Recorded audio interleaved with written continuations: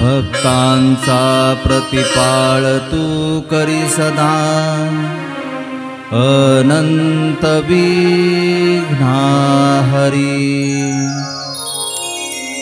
होता दर्शन ताप दुःख हरती, शंभोलिते वर्षुनी।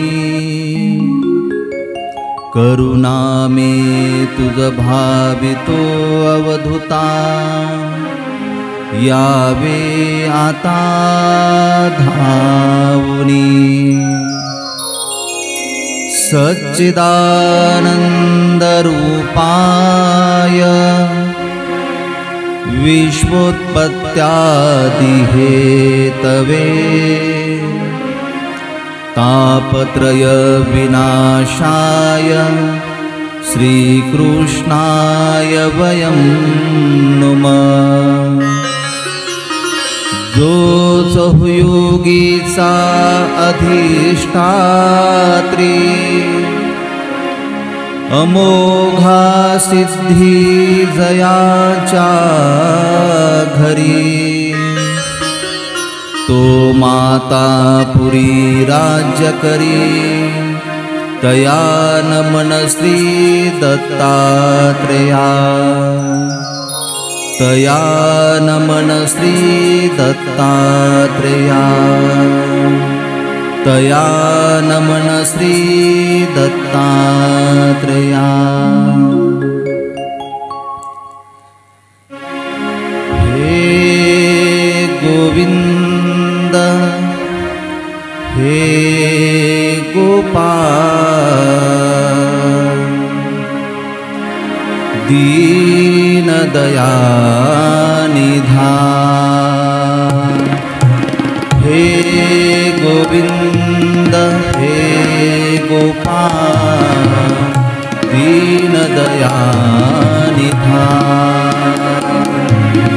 हे गोविंद हे गोपाल, हे दयानिधान। हे गोविंद हे गोपाल, हे दयानिधान।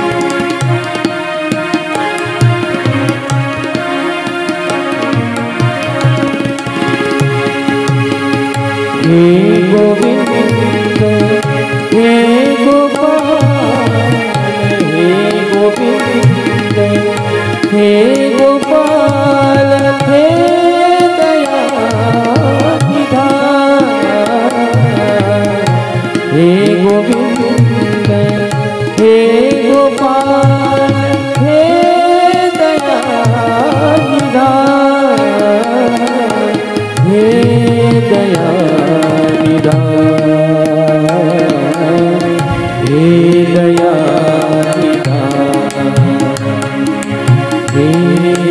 गोविंद हे गोपाल हे हे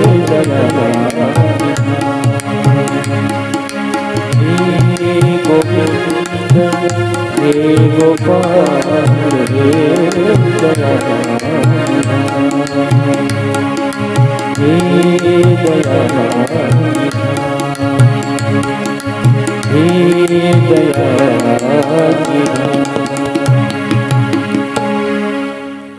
ब्रह्म विष्णुरहं देवी बद्धास्म कर्मणा सदा कामक्रोधादिभिर्दोषे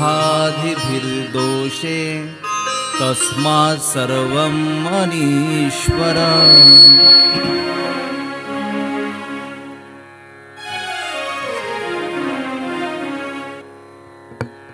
तात्रे प्रभू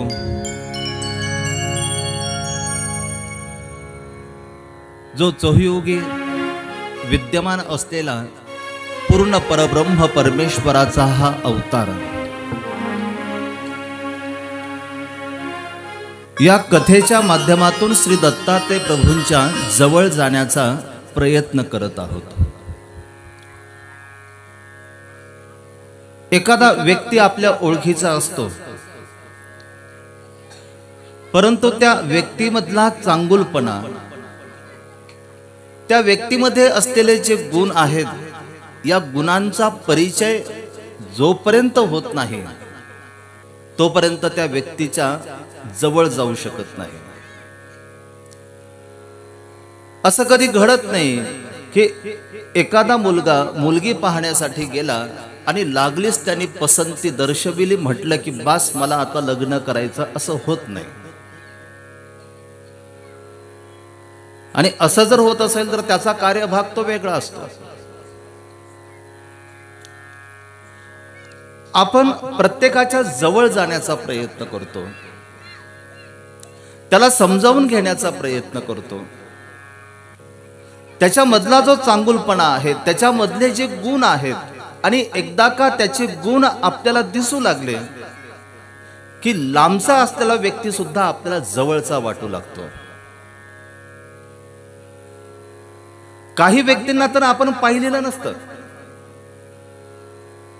बघितलेलं असतं, टीव्हीवर एखाद्या कार्यक्रमामध्ये त्यांना कधी आपण नमस्कार केलेला नसतो, घरी बोलावून त्यांना कधी चहा पाजलेला नसतो, त्यांनी आपल्याला कधी बघितलेलं नसतं, पण तो व्यक्ती आपल्याला जवळचा वाटतो ना। नेते लोक आपल्या घरी कधी येत नाही, आपल्या गावातही कधी येत नाही, पण त्याच्यामधला जर एखादा नेता जर असेल की ज्याचे गुण आपल्याला आवडतात, नकळतपणे आपण त्याच्या जवळ जाऊ लागतो, जातो कोणी आपण जवळ। सचिन तेंडुलकर कोणाच्या घरी आलेला आहे? देशवंडीला आला होता मॅच खेळण्यासाठी, पण हवा हवासा वाटतो ना प्रत्येकाला। टीव्हीवर फक्त आपण त्यांना बघितलं आणि बघितल्यानंतर त्यांच्यातले गुण बघितले आणि ते आपल्याला जवळचे वाटले।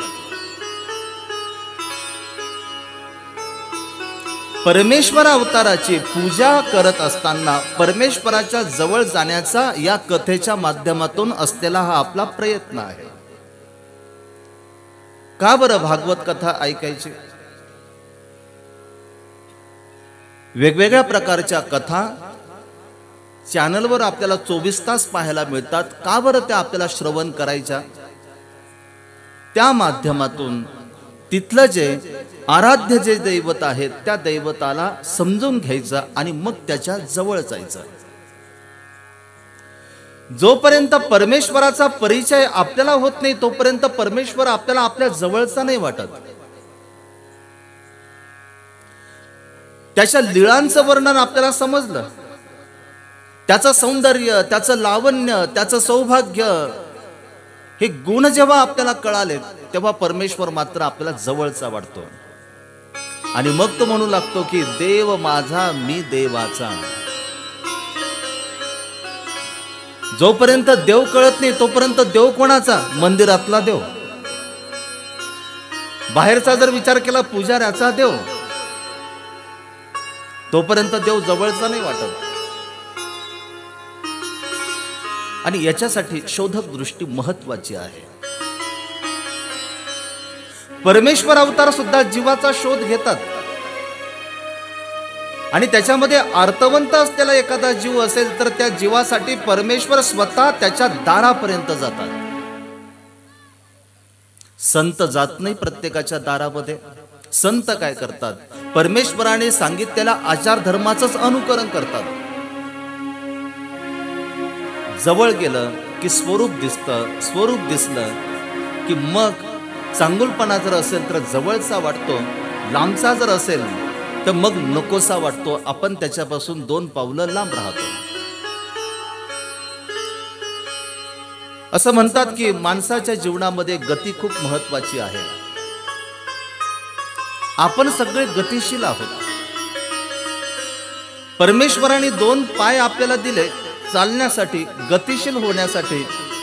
आपण आपल्या मेंदूचा वापर करून, विज्ञानाचा आधार घेऊन ती गती आपण अधिक तीव्र पद्धतीने वाढवली आणि मग आपण 4 व्हीलर मध्ये बसून लांबवरचा प्रवास जवळ आपण करू लागलो. पण असं म्हणतात की माणसाच्या जीवनामध्ये गती खूप महत्वाची आहे. परंतु गतिरूप जीवनाला जोपर्यंत अध्यात्माची जोड मिळत नाही तोपर्यंत त्या गतीला कुठला अर्थ प्राप्त होत नाही. आणि प्रत्येक गतीमध्ये काही ना काहीतरी तत्व दडलेलं आहे. तुम्हाला 2 पावलांनी चालायचं ना, त्याच्यामध्ये तुम्हाला अस्थिपरी सांगितले, खाले वाकून चला, आपलं खाले बघून चला. त्या अस्थिपरीचं जर पालन जर नाही जर केलं, वर जर बघत जर आपण जर चाललो, लागते ठेस, पडतो खाली. तुम्हाला 4 व्हीलर चालवायची ना, त्याच्यामध्ये सुद्धा अस्थिपरी सांगितली, तिचं पालन तुम्हाला करावं लागेल. नाही जर पालन जर झालं तर. काल आम्ही चाललो होतो आणि एक ट्रॅक्टर बघायला मिळाला. तुम्हाला माहिती असेल आता, कारण जवळचाच तो प्रसंग. अस्थिपरीचं पालन नाही झालं आणि त्याच्यानंतर मात्र अशा पद्धतीचे अपघात होतात. अपघात फक्त वाहनांचे होत नाही, अपघात आपले सुद्धा होतात. तुमच्या घरामध्ये जेव्हा भांडणं चालतात ना, तो एक तुमचा अपघातच आहे. आधी चेहरा बघावासा वाटत होता, आता मात्र तो चेहरा बघितल्यानंतर तो चेहरा आता बघू वाटत नाही. अपघात आहे. आणि अपघाताला जर आपल्याला जर सावरायचं जर असेल, आपलं जी चित्त वृत्ती जी आहे, आपलं मन जे आहे, ते मन आपल्याला स्थिर करणं गरजेचं आहे. आणि म्हणून संतांनी म्हटलेले की मन करा रे प्रसन्न, सर्व सिद्धीचे कारण. चंचलम ही मन कृष्ण, प्रमाथी बलवदृढम. काय सांगितलं श्री गोपाल कृष्ण महाराजांनी? स्वैर वैर भटकणार जे तुमचं मन आहे, त्या मनाला तुम्हाला स्थिर करायचंय. आणि स्थिर करण्यासाठी असलेली ही कथा, कथा मनोरंजनाचं साधन नाही, कथा विनोदाचं साधन नाही, कथा हे आत्मचिंतनाचं साधन आहे. आणि म्हणून पहिल्या दिवशी मी तुम्हाला सांगितलं होतं की कथा टाइमपास म्हणून ऐकायची नसते, नाहीतर आपलं गणित ठरलेलं आहे. समृद्ध असलेली कीर्तनाची परंपरा महाराष्ट्रातून तिचा उगम झाला. बाहेर विदेशामध्ये जे कीर्तन होतात, त्या कीर्तनात लोक बसल्यानंतर पेज, एक पान हातामध्ये असतं, पेन असतो, त्यातले मुद्दे ते लिहून काढतात. कोणता अभंग सांगितला आणि कोणत्या अभंगावर कशा पद्धतीने त्यांनी चिंतन केलं, त्यांनी प्रमाण कुठल्या कुठल्या ग्रंथाचे त्यांनी प्रमाण दिले, हे सगळं ते लिहून काढतात. आपण काय घेऊन जातो? बाबांनी इतका मस्त विनोद सांगितला ना, काय सांगू तुम्हाला. तो बाबा खूप चांगला, ज्यांनी आपल्याला खूप हसवलं. हसण्यासाठी आपलं जीवन नाही, आत्मचिंतन करण्यासाठी आपलं जीवन आहे. या महाराष्ट्रामध्ये संतांची जी परंपरा पाहायला मिळते, तर संतांनी केलं काय की संतांनी इथला जो मनुष्य आहे त्या मनुष्याला जागृत करण्याचं काम केलं. निर्बुद्ध असलेला समाज तो कालही निर्बुद्ध होता आणि आजही तो निर्बुद्धच आहे. कुठे अंधश्रद्धा दूर झाली आपली? अंधश्रद्धा दूर करण्यासाठी, तुम्हाला चांगले विचार प्राप्त करण्यासाठी संत फक्त बोलले नाही, संतांनी लिखाण सुद्धा केलं. जे अमूल्य ग्रंथ आज आपल्या प्रत्येकाच्या घरामध्ये आहेत. आपण कधी पाहिलं नाही, कधी ग्रंथांच्या सहवासामध्ये गेलो नाही, कधी जवळ गेलो नाही आणि त्याच्यामुळे आजही आपण निर्बुद्धच आहोत. अजूनही आपल्याला ज्ञान झालेलं नाही. आणि म्हणून कथा ही काळाची गरज आहे. काल आपण आलो होतो या चिंतनापर्यंत. श्री दत्तात्रय प्रभूंची बालमूर्ती बद्रिकाश्रमच्या त्या पवित्र भूमीमध्ये त्या मूर्तीचा बाळ क्रीडा सुरू आहे. नारद मुनींना प्रश्न पडला, असा प्रश्न आपल्याला कधी पडला नाही.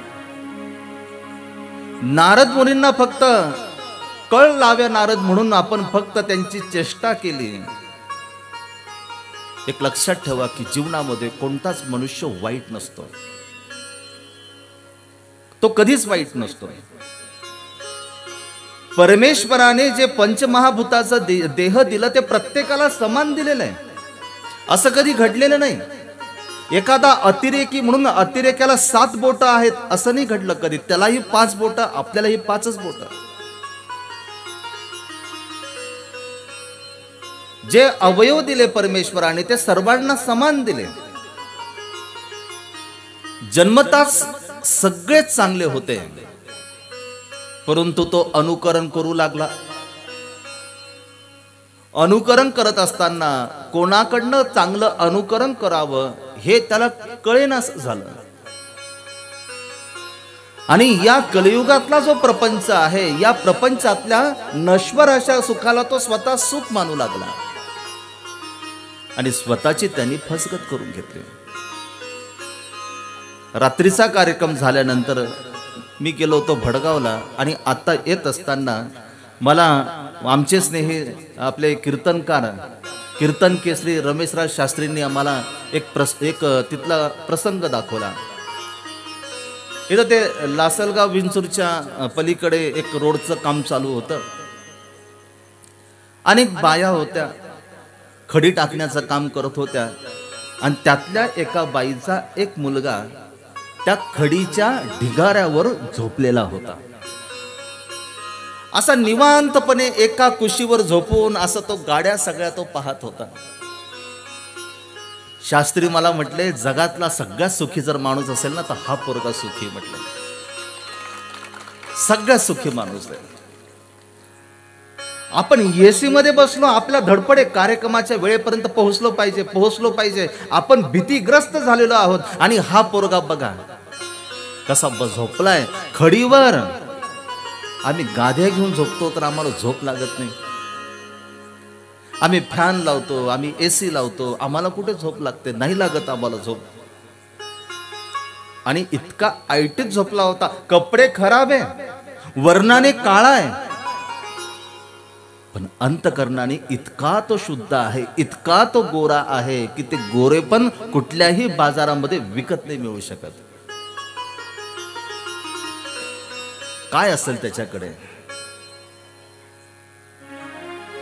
त्याला ज्ञान माहिती नाही आणि त्याच्याजवळ कुठलं अज्ञानही त्याच्याजवळ नाही. सगळ्यात सुखी माणूस तोही आहे की ज्याला ज्ञान नाही आणि कुठलं अज्ञानही त्याच्याजवळ नाही. बऱ्याच वेळेला आम्ही ज्ञान प्राप्त न करता अज्ञान प्राप्त करतो आणि आपली फसगत होते.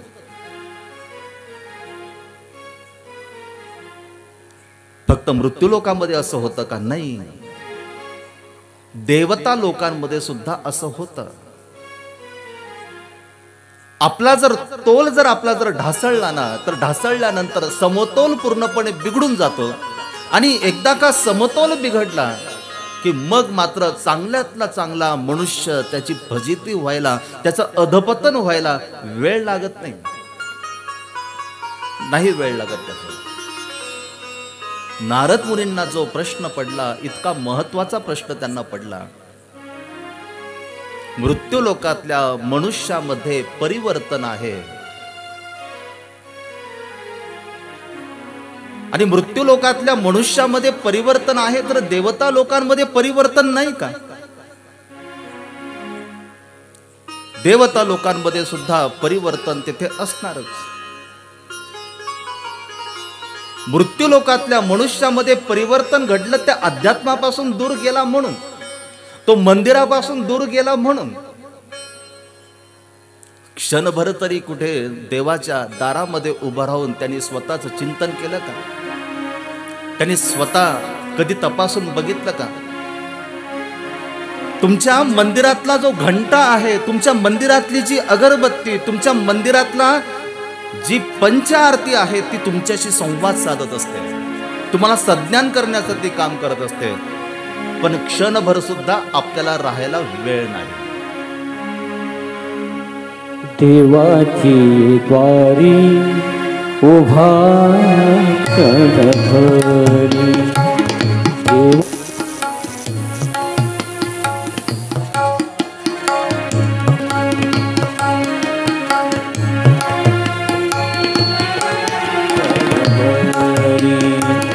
देवाची द्वारी उभा क्षणभरी, तेने मुक्तीचारी साधीला,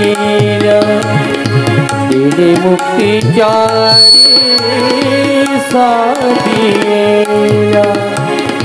साधीला. देवाची द्वारी उभा क्षणभरी, देवाची द्वारी उभा क्षणभरी.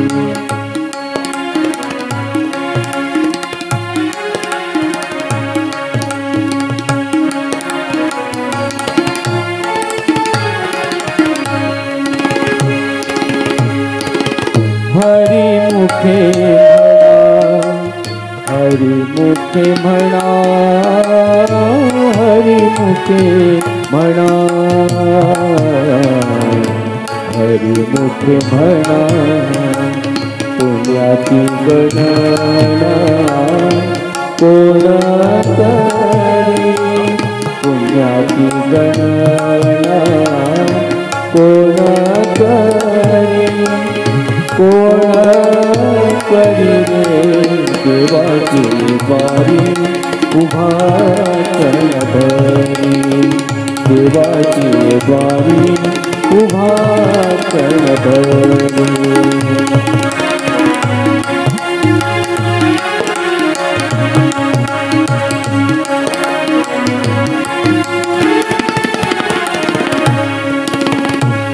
नामदेव म्हणे,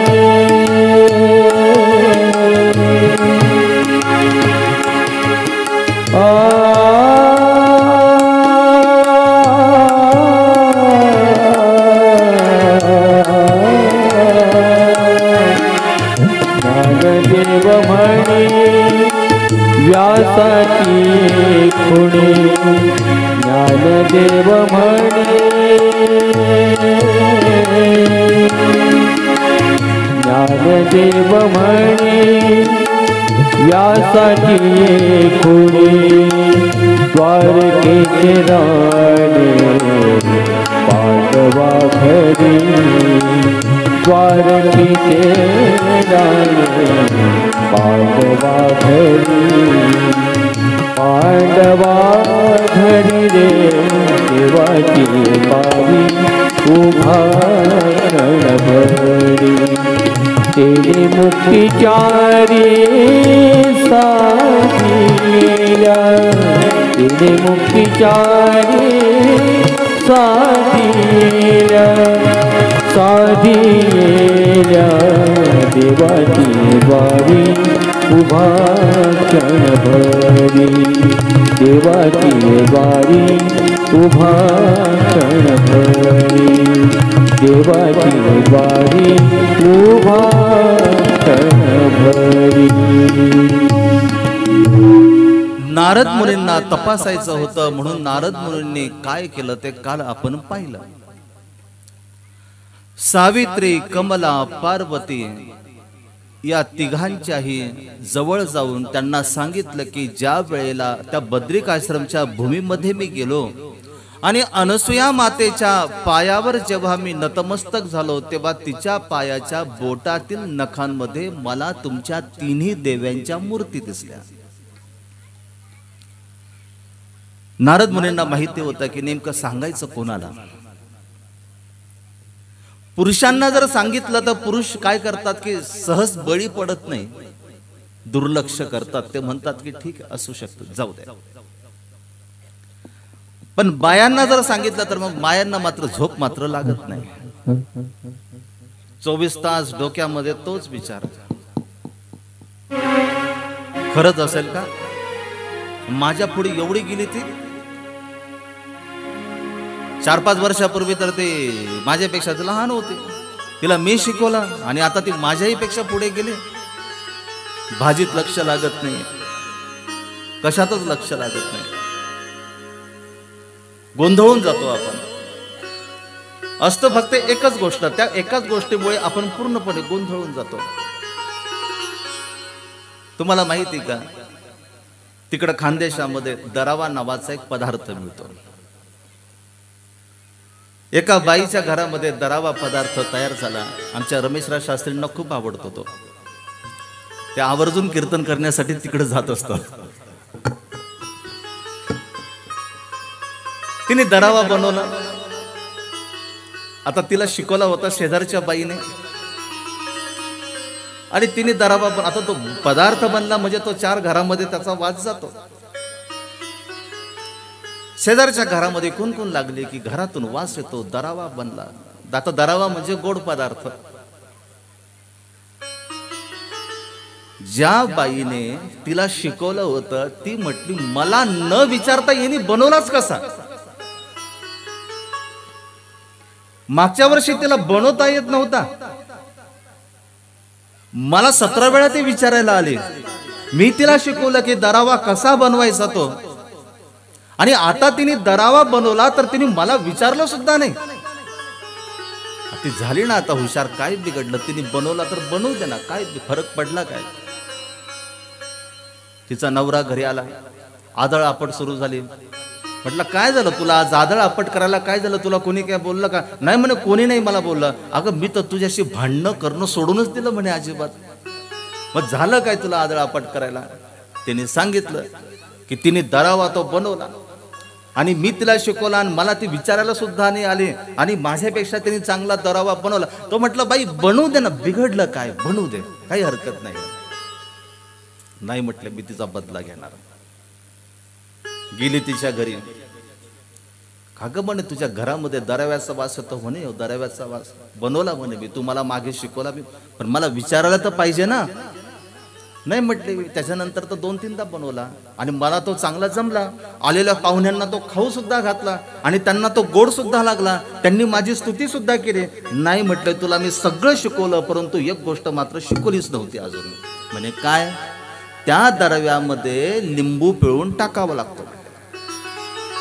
आता लिंबू आपल्याला माहिती चांगला, तो कुठला कुठे वापरतो. मिसळमध्ये लिंबू चालतो, भाजीमध्ये लिंबू चालतो आणि आणखीन त्याचा विस्तार जर बघायचा म्हटला तर रोडवर पडलेले असतात.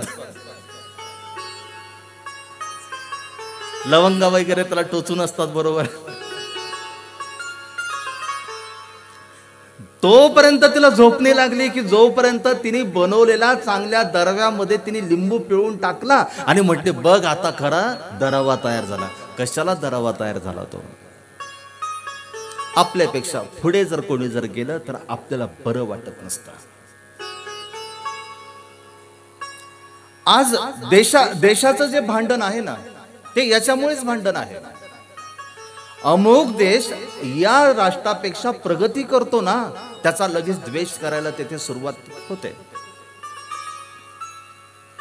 या तिघींचे पती आपल्या आपल्या घरी आले. सायंकाळच्या वेळेला तिघी पत्नींनी आपली आपली तक्रार केली. म्हटले की त्या मृत्यूलोकामध्ये आणि त्या बद्रिकाश्रमच्या भूमीमध्ये असलेल्या त्या अनसुया मातेच्या बोटाच्या नखावर आमच्या मूर्त्या दिसल्या. आता ब्रह्मा विष्णू महादेव, मी सुरुवातीला श्लोक घेतला, त्या श्लोकाचा विस्तार मी नंतर करेलच. महानुभाव तत्वज्ञानाच्या सिद्धांतानुसार 81 कोटी 1.25 देवतांमध्ये इतर ज्या काही देवता सांगितल्या त्या देवतांमध्ये उच्च असलेल्या या देवता, यांचा विस्तार मोठा आहे, यांच्याकडे प्रजा जास्त आहे. माया त्यांच्यापेक्षाही मोठी आहे तो भाग वेगळा, परंतु मायेच्या खाली जर आपण जर बघितलं तर या मोठ्या देवता. प्रतिष्ठा आहे, सन्मान आहे, लोक त्यांना अतिशय श्रद्धेने त्यांना वंदन करतात, त्यांच्या पायावर नतमस्तक होतात.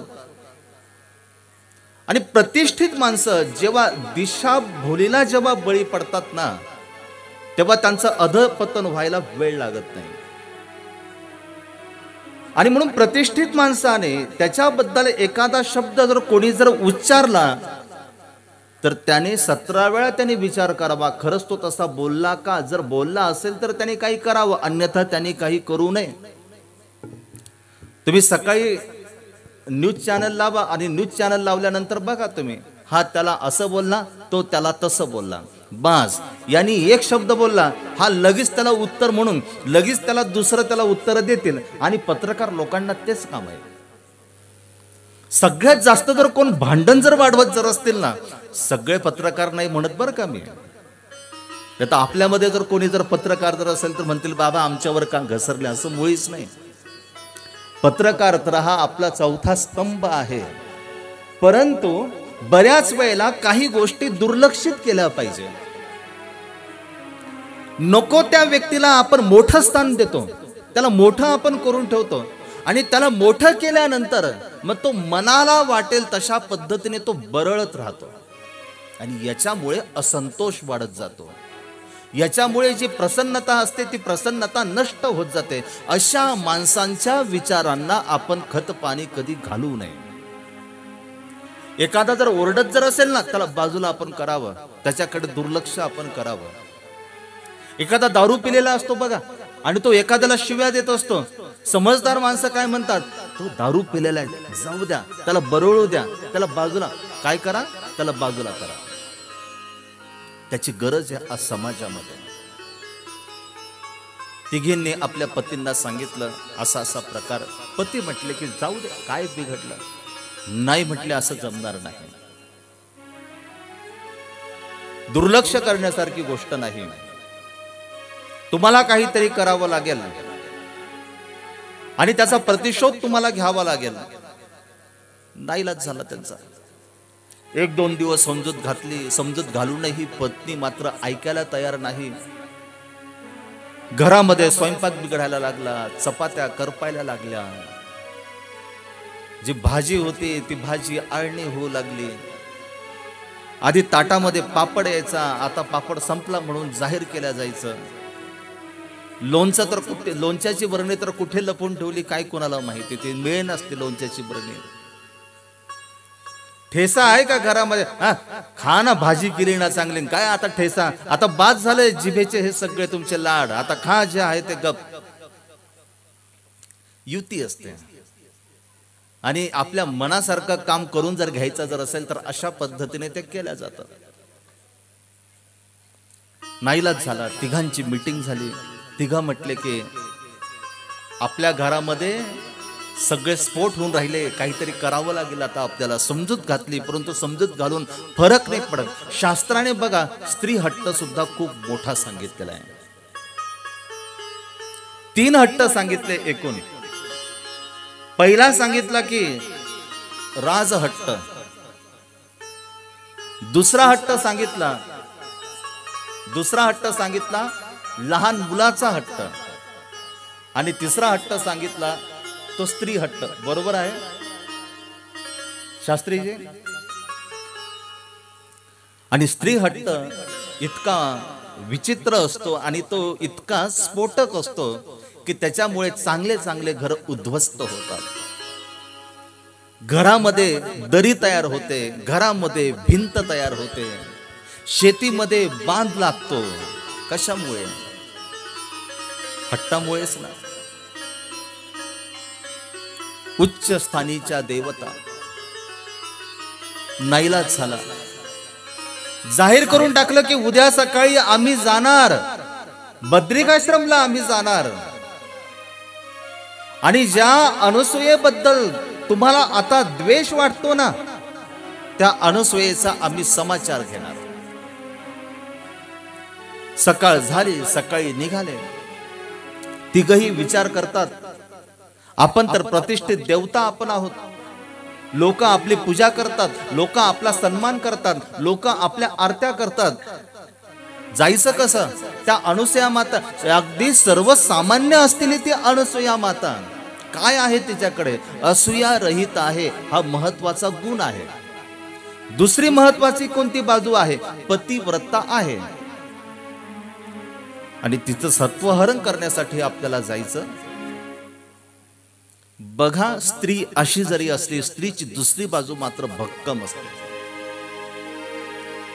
तिने जर हट्ट जर केला तर ती हट्ट पूर्ण करतेच, परंतु एखादी गोष्ट जर तिने जर नाकारली ना, तर ती पुन्हा कधीच घरामध्ये त्या वस्तूला ती येऊ देत नाही. म्हणजे तिच्यामध्ये हा सगळ्यात महत्वाचा गुण सुद्धा आहे. हीच ती स्त्री असते, घरामध्ये चुपचाप आपल्या पतीच्या खिशातून पैसे काढते. 50 रुपये, 100 रुपये. याला वाटतं काल कुठे खर्च केले होते? 100ची नोट होती, आज मात्र 100ची नोट दिसत नाही. चोर तर बाहेर नाही, चोर तर घरामध्येच आहे. पण हेतू शुद्ध आहे, हेतू शुद्ध आहे. आणि ज्या वेळेला तो चिंतातूर असतो ना आणि म्हणतो ना की मला अमुक अमुक वस्तू आणायची, परंतु आता माझ्याजवळ काहीच शिल्लक नाही, तेच पैसे ती पुन्हा आणून देते. म्हणते काळजी करू नका, टेन्शन घेऊ नका, हे पैसे घ्या आणि ती वस्तू आणा. दोन्ही बाजू आहेत स्त्रीच्या. अनुसूया मातेचं सत्वहरण करायचं. वेश परिवर्तन केला, ब्राह्मणाचा वेश धारण केला, बद्रिकाश्रमच्या भूमीमध्ये पोहोचले. अत्यंत सात्विक असलेली ती बद्रिकाश्रमची ती भूमी. त्या भूमीमध्ये पोहोचल्यानंतर अत्रि ऋषींची ती पर्णकुटी,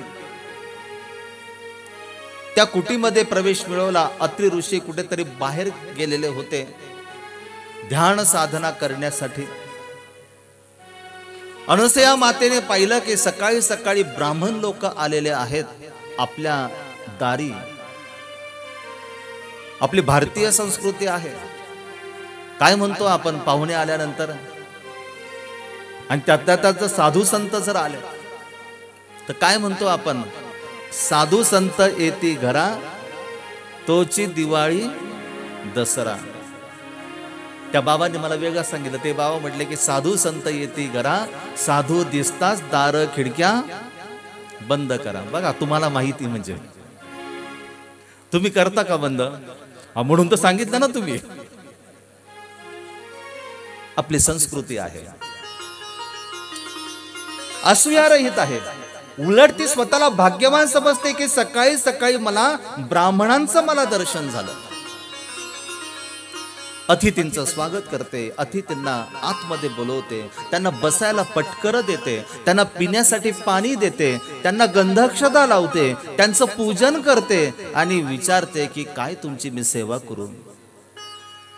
पहिल्यांदा तर त्यांनी एवढा सन्मान एका स्त्रीकडून आपल्याला मिळत आहे हे सगळं बघितल्यानंतर आपण आलो कशासाठी तेच ते विसरून गेले.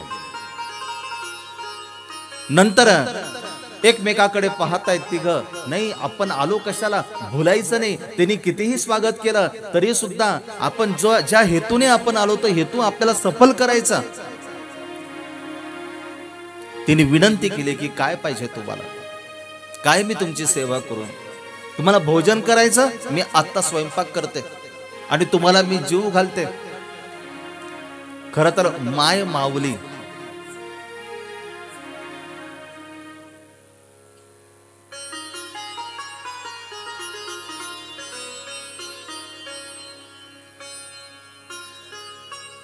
जय दत्तात्रेया, जय जय बोला दत्तात्रेया. दत्तात्रेया जय दत्तात्रेया,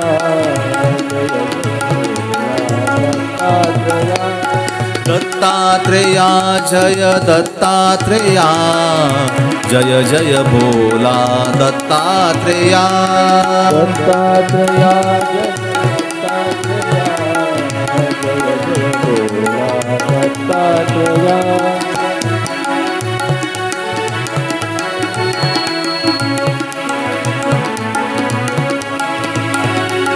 दत्तात्रेया जय दत्तात्रेया, जय जय बोला दत्तात्रेया. आपले हात खाली कस काय गेले? वर जायला पाहिजे ना.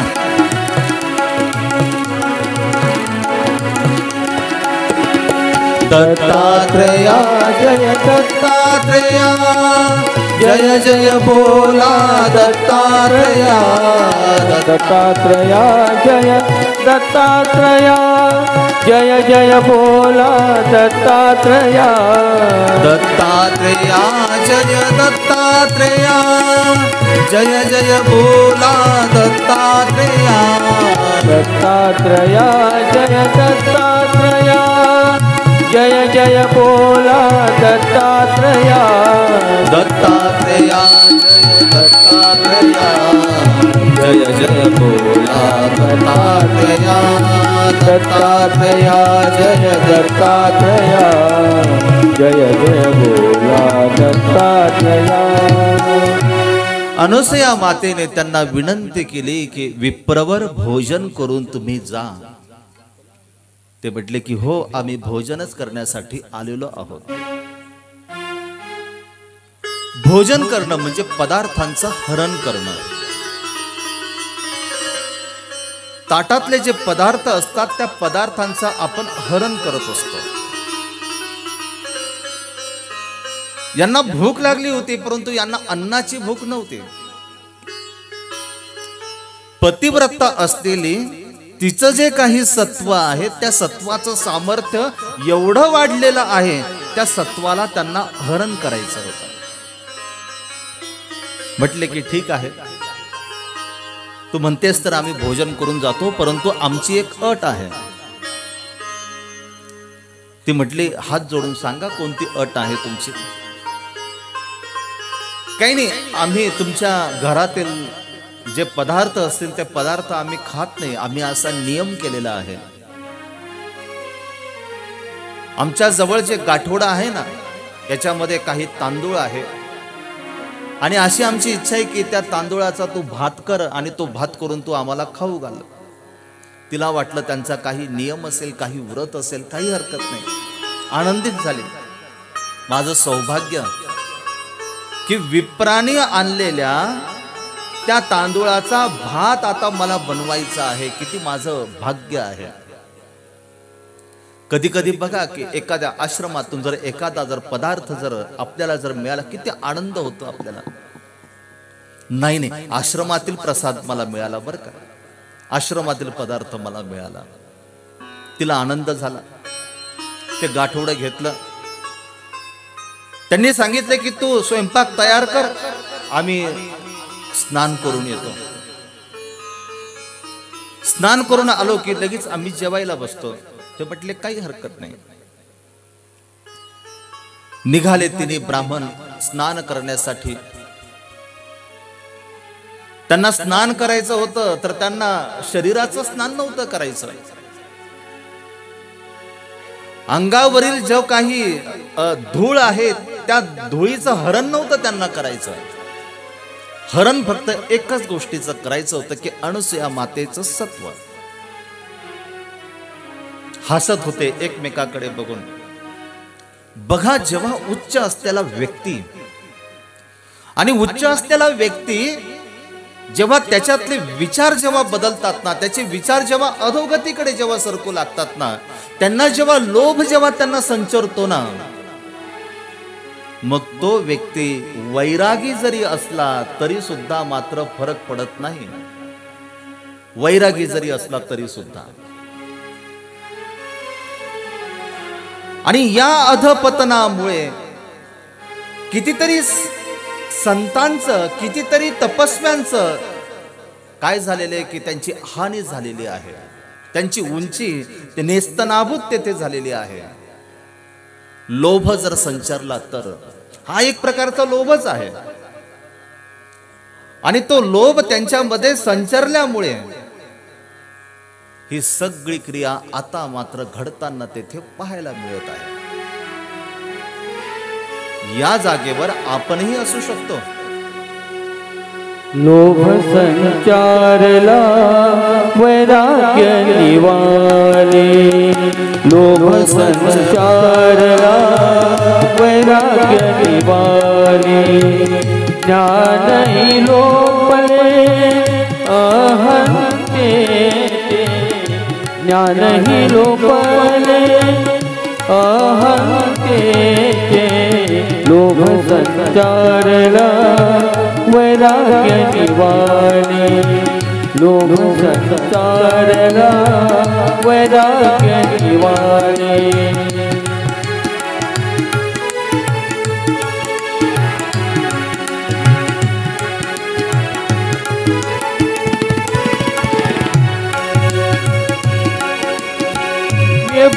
व्यभिचारामुळे भक्ती मावली, व्यभिचारामुळे भक्ती मावली, भावुनी गेली मनोदिशा, लोभ संचारला वैराग्य निवाले, लोभ संचारला वैराग्य निवाले, ज्ञानही लोपले अहंते, ज्ञानही लोपले अहंते, लोभ संचारला वैराग्य निवाले.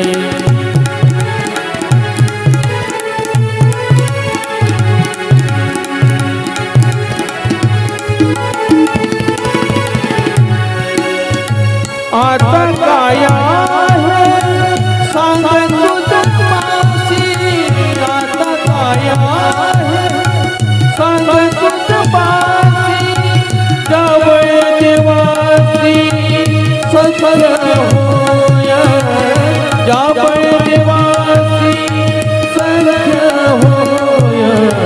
लोभ संचारला वैराग्य निवाले, लोभ संचारला वैराग्य निवाले, ज्ञानही लोपले अहंते, ज्ञानही लोपले अहंते, लोभ संचारला वैराग्य निवाले, लोभ संचारला वैराग्य निवाले, लोभ संचारला वैराग्य निवाले.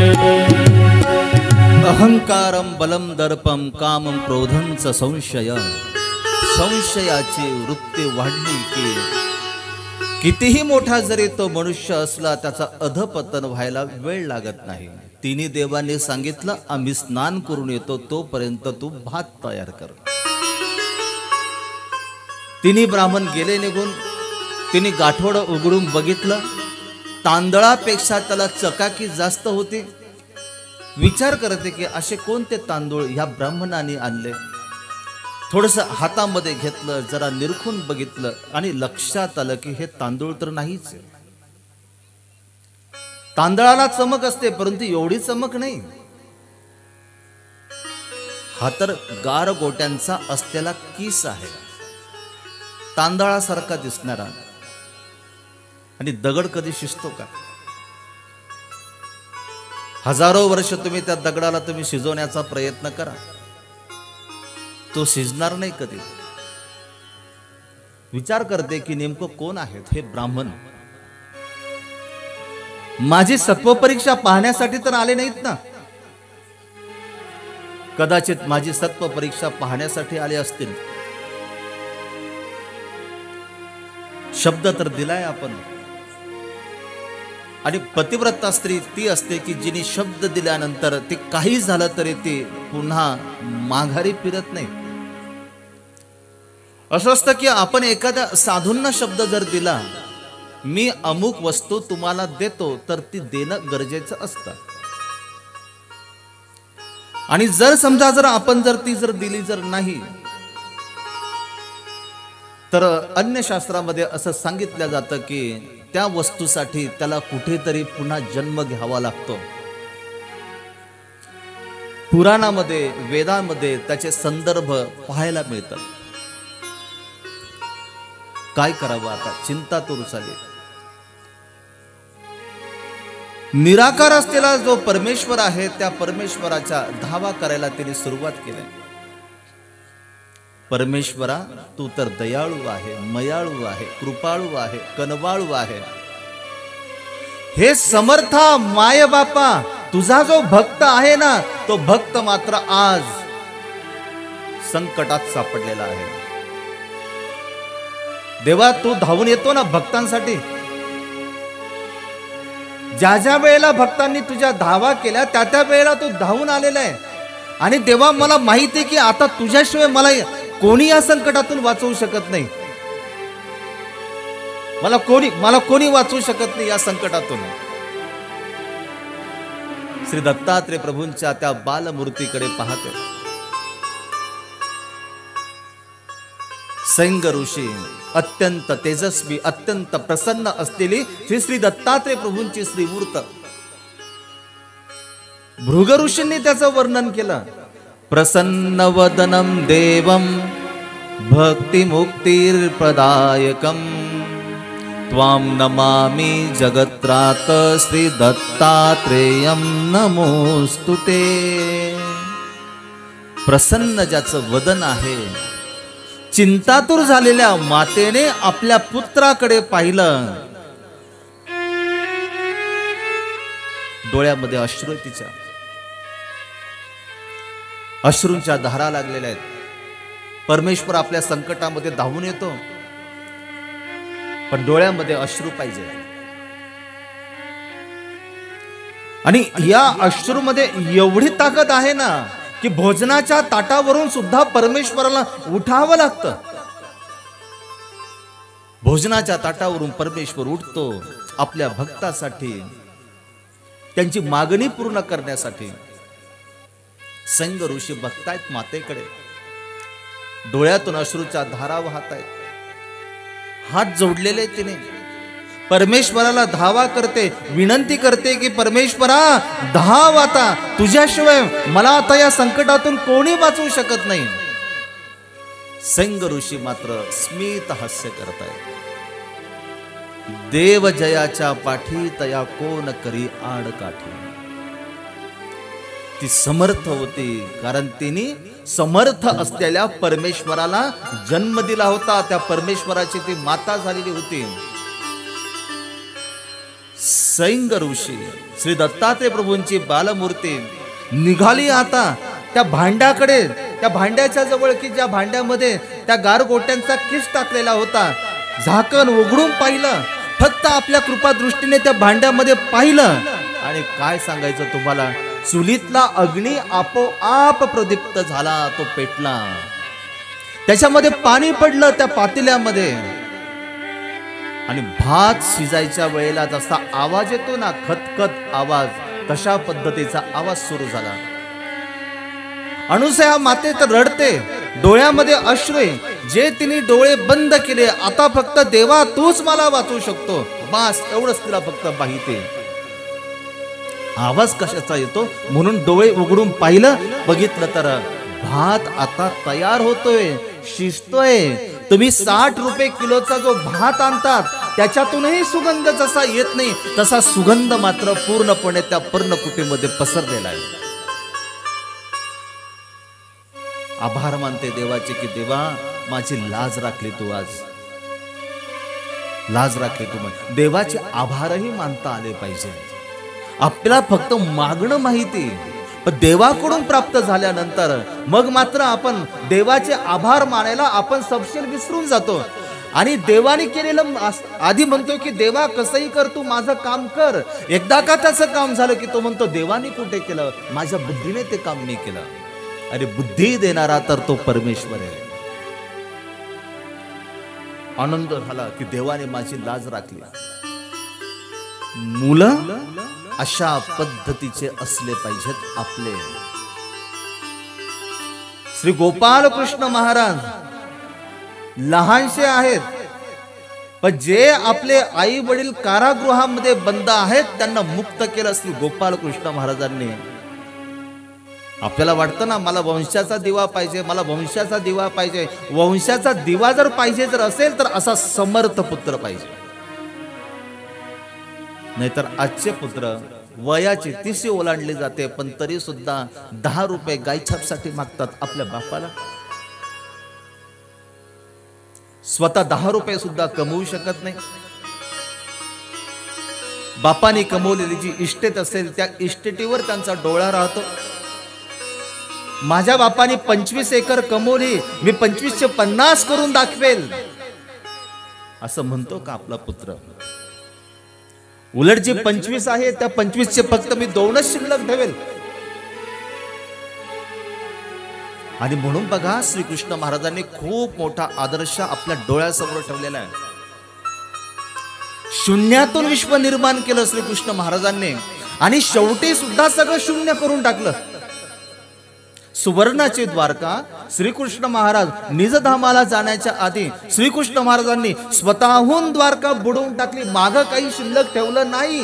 हा आदर्श कधी पाहणार आहे आपण म्हणतो नाही नाही आपण पोटाला नाही खायचं, परंतु माझा नातू आहे, माझा मुलगा आहे आणि त्याला शिल्लक राहिलं पाहिजे काय? अजिबात त्यांचा विचार नाही करायचा. ज्याचं त्याचं भाग्य असतं. जो तो येथे जन्म घेतो ना, आपल्या आपल्या भाग्याने तो जन्म घेत असतो. आणि आपलं कार्ट जर बिघडलं तर अजिबात दुःख सुद्धा आपण करू नये. हे माझं भाग्य होतं, त्याचं भाग्य तसं नाही, तो त्याच्या कर्माने जाईल. शास्त्राने ही दृष्टी दिली आपल्याला. श्री दत्तात्रय प्रभूंचा आदर्श बघा. लहानसे आहेत पण आपल्या आईवर आलेलं जे संकट आहे त्या संकटातून आईला त्यांनी काय केलं की मुक्त केलं. कसं समर्थ बाळ जन्माला घातलं त्या अनुसया मातेने. आनंद झाला तिला. ब्राह्मण लोक थोड्या वेळाने आले. त्यांना असं वाटलं की बस आता हिची 100% फजिती झालेलीच आहे. आता ही हात जोडेल, हात जोडून आपल्याला म्हणेल की विप्रवर तुम्ही मला तांदूळ दिले परंतु तांदूळाचा भात होऊ शकला नाही, माझं आता सत्व हरण झालं, मी तुम्हाला शरण आले, असं त्यांना वाटलं की ही म्हणेल. परमेश्वर जर पाठीमागं जर असेल तर कोण घाबरतं? तिने आनंदाने स्वागत केलं. मी तुमची कधीपासून वाट पाहते. भात तयार झाला. 3 जण एकमेकाकडे पाहतात. भात तयार झाला? नाही नाही तयार नसेल झाला. जवळ जाऊन बघितलं पातेल्याजवळ.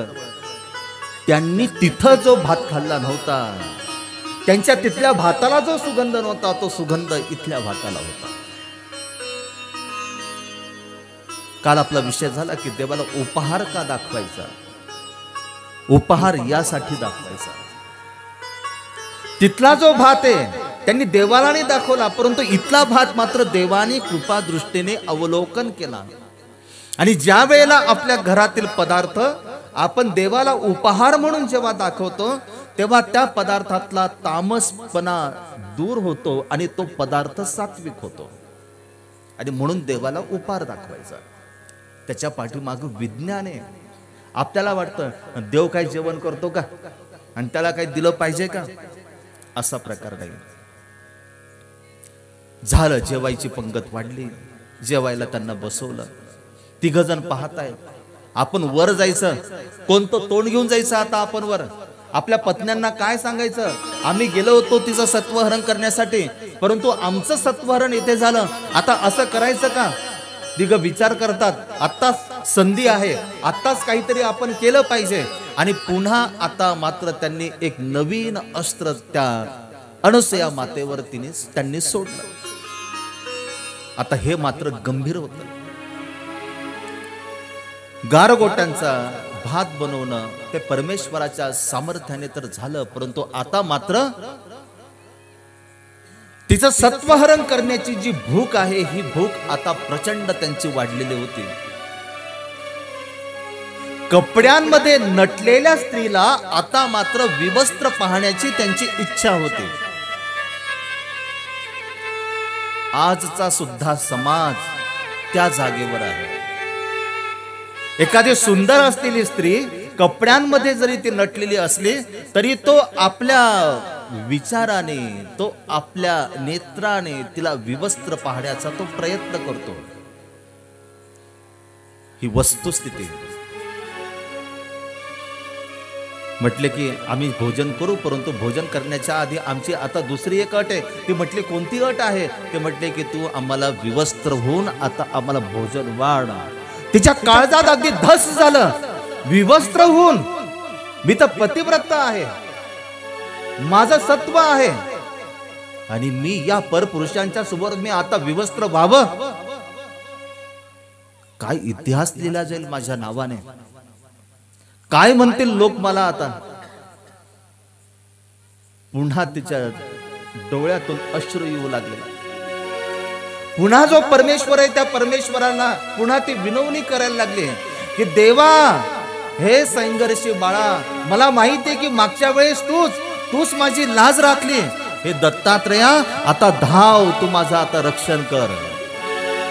कोण दाखविल वाट, कोण दाखविल वाट, भोवऱ्यातही जीवन नौका लाटेवरती लाट. प्रभुराया रे सांग तुझ्या विन कोण दाखविल वाट. निर्वाणीची हाक ऐकुनी, निर्वाणीची हाक ऐकुनी चरणी धावरे. दत्ता धावरे, दत्ता धावरे, दत्ता धावरे, दत्ता धावरे, दत्ता धावरे, दत्ता धावरे.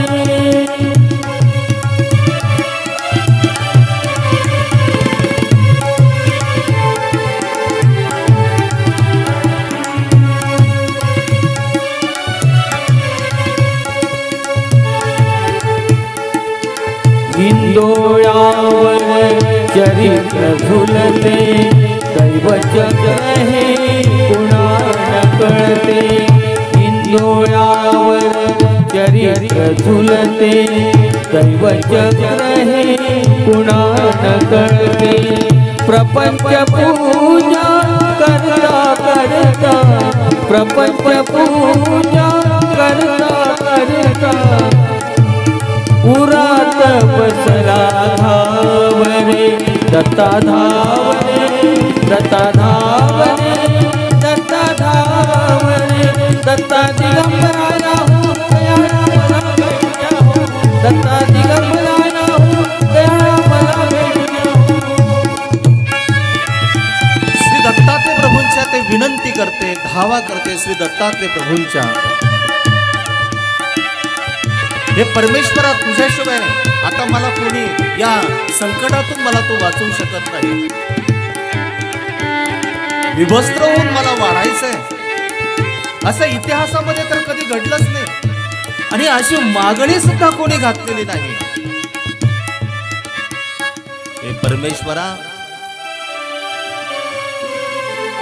तूच माझं रक्षण करू शकतो, तुझ्याशिवाय माझं रक्षण मात्र आता कोणीच करू शकत नाही. तू कैवारी भक्त जनाचा, तोलसावरी मुक्या मनाचा. तू कैवारी भक्त जनाचा, तोलसावरी मुक्या मनाचा.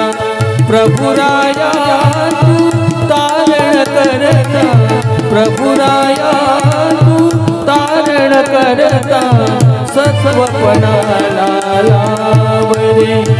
दत्ता धावरे दत्ता धावरे दत्ता धावरे दत्ता धावरे दत्ता धावरे दत्ता धावरे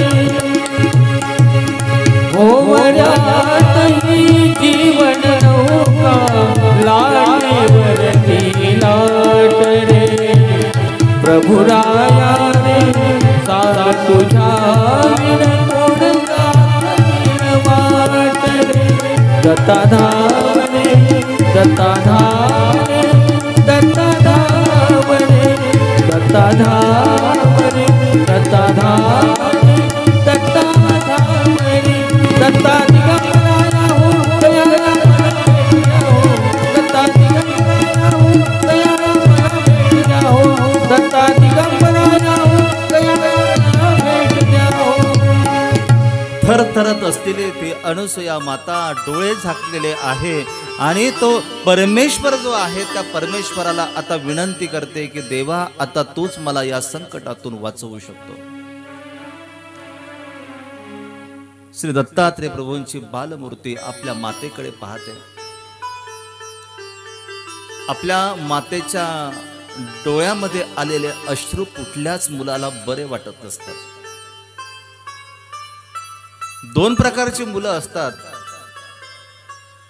एक मुलगा असतो की तो स्वतःच्या कर्तृत्वाने मातेच्या डोळ्यामध्ये अश्रू आणत असतो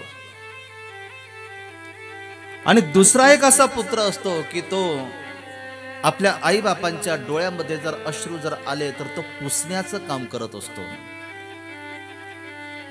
मी कधीच असं माझं वर्तन करणार नाही की माझ्या आई वडिलांच्या डोळ्यामध्ये माझ्यामुळे अश्रू येतील. तुम्ही शाळेमध्ये जी प्रतिज्ञा घेतात ना की भारत माझा देश आहे, सारे भारतीय माझे बांधव आहे, ही एकच प्रतिज्ञा आपण घेतली पाहिजे. मी माझ्या जीवनामध्ये असं कधीच वागणार नाही की माझ्यासाठी माझ्या आई वडिलांच्या डोळ्यामध्ये अश्रू येतील. एवढं जरी पाळण्याचा प्रयत्न जर केला ना तर प्रत्येक मातेचा मुलगा हा आदर्श नागरिक झाल्याशिवाय राहणार नाही. नक्की राहील. श्री दत्तात्रय प्रभूंची बालमूर्ती उठली. तिन्ही ब्राह्मण अभिमानाने पूर्णपणे बुडालेले होते. द्वेषाने मत्सर त्यांच्यामध्ये पूर्णपणे भरलेला होता. त्यांना फक्त तिचं सत्वहरण करण्याचं होतं. हिने विवस्त्र होऊन आम्हाला फक्त भोजन वाढावं आणि एकदा का तिने आम्हाला भोजन वाढलं म्हणजे आम्ही जिंकलो. पण आपण बघितलं ना की देवजयाच्या पाठी श्री दत्तात्रय प्रभूंची बालमूर्ती चालत चालत गेली. त्या तिघांकडे बघितलं आपल्या कृपा दृष्टीने. आता याच्यामध्ये दोन मतं आहेत. पहिलं मत असं आहे की त्यांनी आपला श्रीकर त्या तिघांच्या श्री म्हणजे डोक्यावर ठेवला आणि दुसरं मत हे आहे की त्यांनी फक्त आपल्या नेत्राने त्या तिघांकडे पाहिलं. अनुसया मातेने तर डोळे बंद केलेले आहेत. ती फक्त त्या परमेश्वराच्या ते धावा तेथे करते. आणि काय आश्चर्य, त्या तिन्ही ब्राह्मणांच्या बालमूर्ती तयार झाल्या की जणू काही त्या मुलांनी आत्ताच जन्म घेतलेला आहे. रडत होते, टाहो फोडला.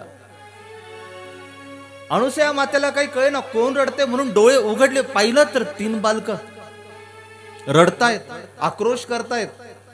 काही कळायला मार्ग नाही. त्या लक्षात आलं त्या परमेश्वराची ही सगळी किमया. जर मी विवस्त्र जर झाली जर नसती तर माझं सत्वहरण तरी सुद्धा झालं असतं. पण देवाने माझं संकट अशा पद्धतीने टाळलं. आता मला या बालकांच्या समोर विवस्त्र होण्यामध्ये कुठल्याही पद्धतीची आता शरम लाज मला वाटणार नाही. कारण हे तर माझ्या बालका समान आहे.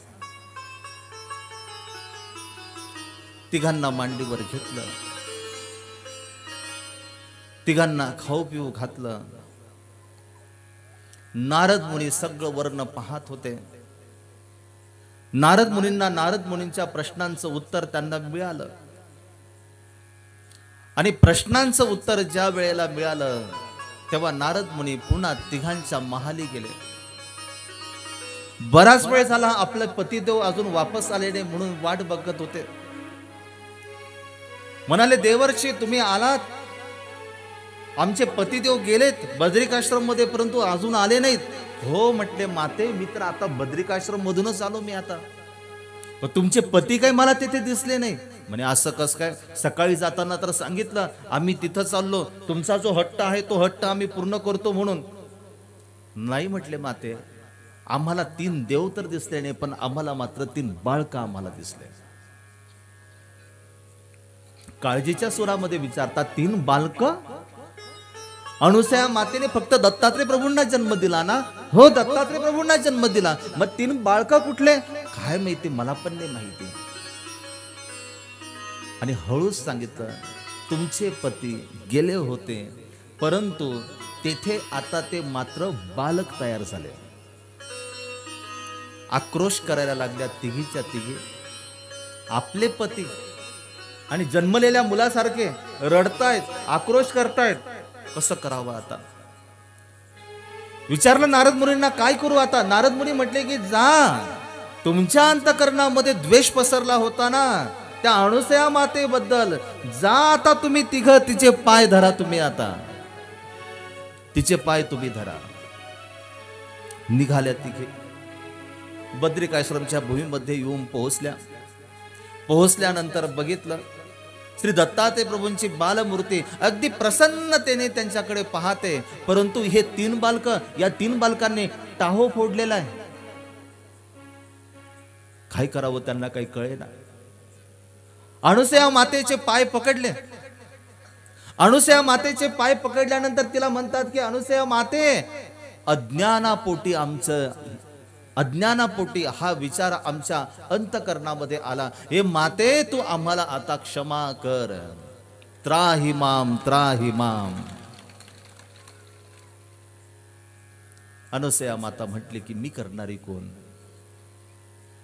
मी नाही केलं, याने केलं. हा माझा पुत्र सैंग ऋषी श्री दत्तात्रय प्रभू. या श्री दत्तात्रय प्रभूची ती किमया आहे. माझे पाय नका तुम्ही धरू, तुम्हाला शरण जायचं ना त्या दत्तात्रय प्रभूंना तुम्ही शरण जा. श्री दत्तात्रय प्रभूंकडे जातात. श्री दत्तात्रय प्रभूंना म्हणतात की देवा, आमचं मन पापी आहे रे, पापी मन आहे आमचं. आणि या पापी मनामध्ये हा विचार प्रकट झाला की या सत्वशील असलेल्या अनसुया मातेचं सत्व हरण करावं. पापी असलेल्या मनातून पापी माझे मन, पापी माझे तन, सगळे जीवन पापमय. पापी माझे मन, पापी माझे तन, सगळे जीवन पापमय.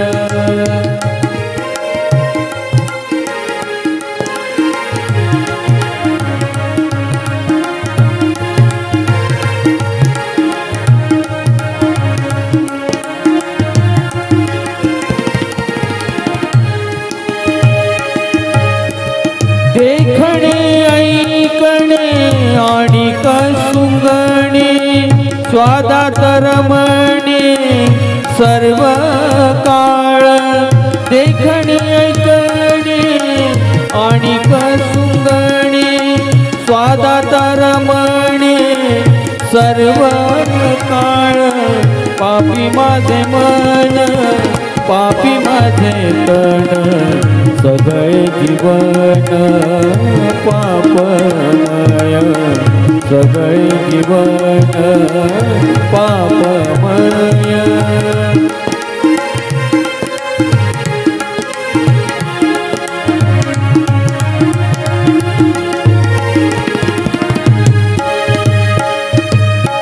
कोणता तोडाणे करू विनवणी, सख्या चक्रपाणी तुझा पाय. दासी कोणत्या तोंडाने करू विनवणी सख्या चक्रपाणी तुझा पाशी पापी माझे मन पापी माझे तन सगळे जीवन पापमय सगळे जीवन पापमय सगळे जीवन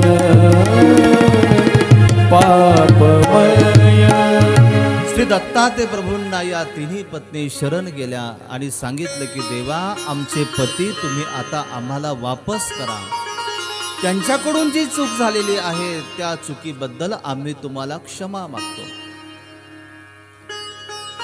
श्री दत्तात्रय प्रभूंची बालमूर्ती म्हटले की तुमचे पती तुमच्या डोळ्यासमोर उचला आपल्या आपल्या पतीला आणि घेऊन जा. कोणत्या पुत्राला सहन होणार आहे की जे आले आपल्या आईचं वस्त्रहरण करण्यासाठी? उचला तुमच्या पतींना आणि घेऊन जा तुम्ही. तिन्ही बालकांकडे जातात. तिन्ही बालक दिसायला गोरे कोमटे, चेहरे एकसारखे, उंची सुद्धा एकसारखी, रडणं सुद्धा एकसारखं, रडण्यातला सूर सुद्धा एकसारखा. विचार करतायत की या तिघांमधला आपला पती निवडायचा तर कोणता निवडायचा? बरं, राऊंड नंबर लागला तर कोणता पती आपला समजायचा?